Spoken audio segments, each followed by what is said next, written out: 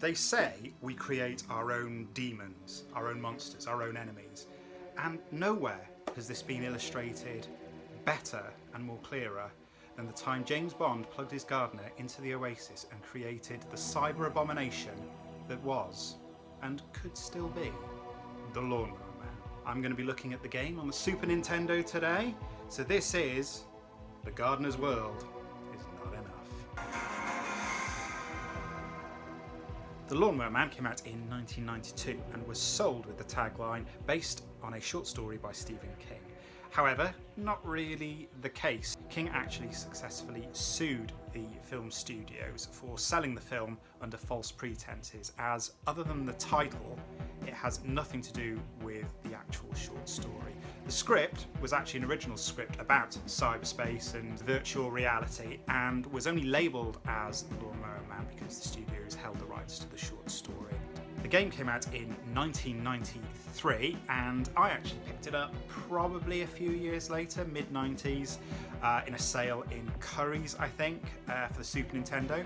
There is also a Mega Drive version available, or Sega Genesis, and there is a Mega CD version, which is quite rare and goes for quite a lot on the old eBays. So I'm going to be playing the Super Nintendo version and seeing if I can stop that pesky Joe from making all the telephones in the world ring.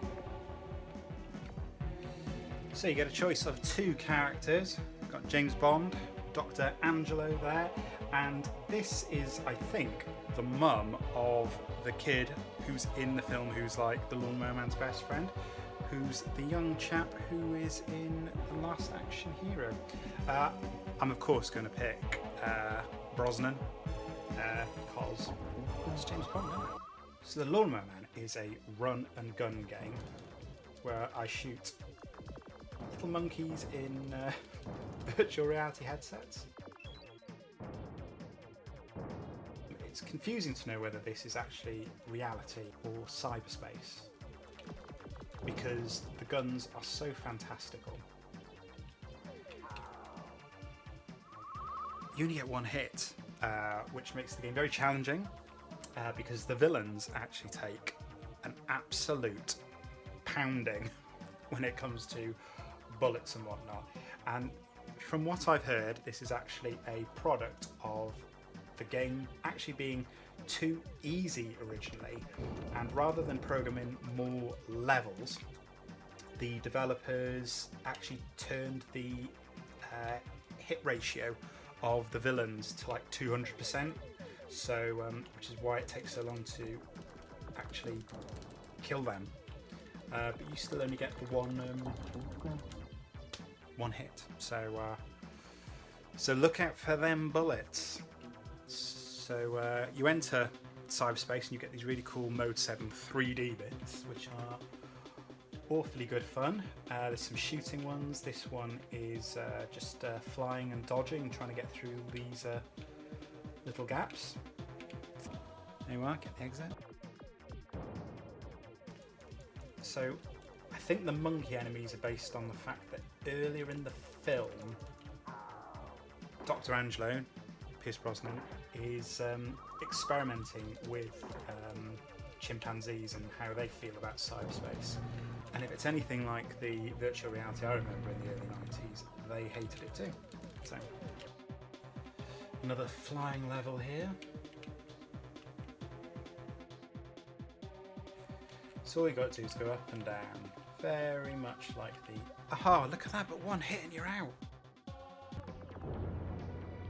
Oh good, Dell's music shop is having a sale, so I'll be sure to bob back in there later on.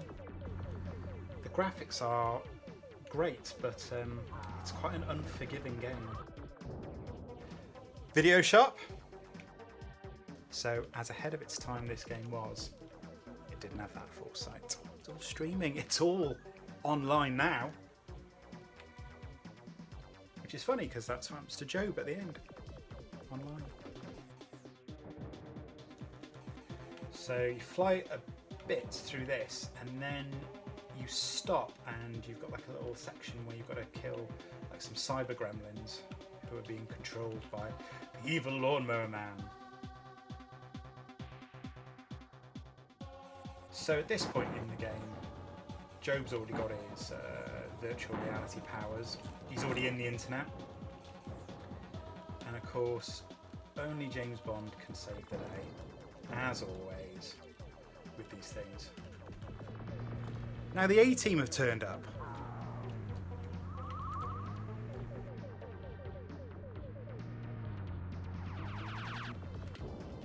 BA would never let that happen to the van. Now this petrol station's attacking me.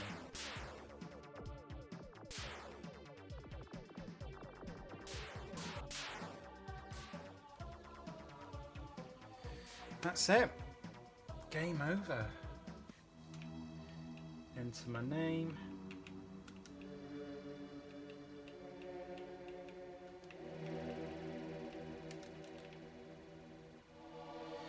So where do I stack in the high scores, eh?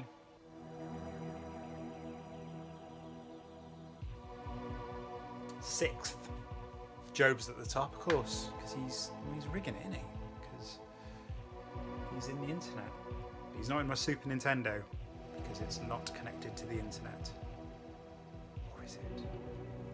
So that is the Lawnmower Man on Super Nintendo. You can pick this up at a pretty reasonable price. It's a good, fun and challenging run and gun shooter with some cool first person Mode 7 flying bits in.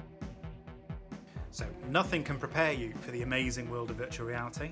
Hopefully I've prepared you a little bit with the challenge that awaits you in the Lawnmower Man. So worth picking up on Super Nintendo if you haven't already got it and you are a collector, because James Bond needs your help in stopping the Lawnmower Man. Thanks very much for watching. If you haven't played the Lawnmower Man, you think it looks interesting, or you have played it on Super Nintendo, Sega, or even the Mega CD version, I'd love to hear from you, so why not leave me a comment? And I'll see you next time with another film-based video game.